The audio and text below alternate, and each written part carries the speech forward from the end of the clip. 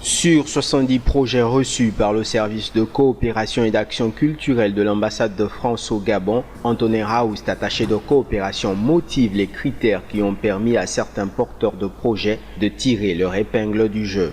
C'est un processus de sélection qui est assez long, puisque l'appel à projet, rappelez-vous, vous y étiez, été lancé le 12 juillet.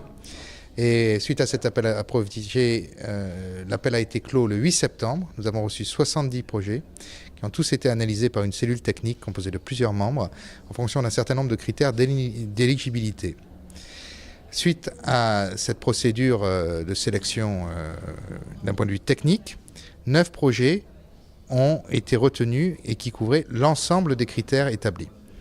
Et l'étude de ces 9 projets aujourd'hui a fait que Monsieur l'ambassadeur de France a pu retenir 7 des 9 projets.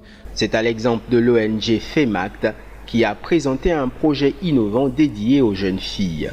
Nous avons été choisis dans le cadre d'une innovation. C'est cette innovation qui nous a permis d'être sélectionnés parce que nous avons on va dire une certaine aversion pour les TIC, les technologies de l'information et de la communication, et nous nous sommes proposés dans le cadre de ce financement à mettre en place une application qu'on a dénommée Force.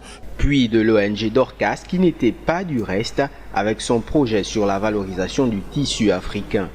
Le fait que dans ce projet, nous pensons à aider nos filles, nos apprenantes, nos jeunes filles mères, à avoir à la fin, après leur formation, leur activité génératrice de revenus.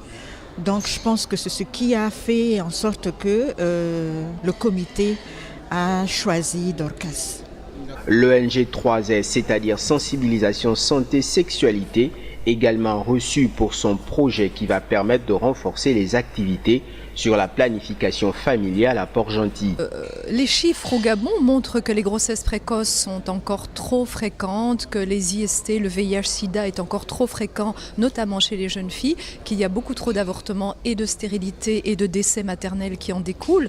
Et tout ça fait que c'est une problématique d'actualité malheureusement, et que d'essayer de trouver des solutions et des moyens pour changer les mentalités, faire que les personnes aient envie de se protéger, d'aller de l'avant, eh bien c'est une problématique très actuelle. Il est à signaler que grâce à ces projets, les différents acteurs retenus pourront se positionner sur des appels à projets plus importants.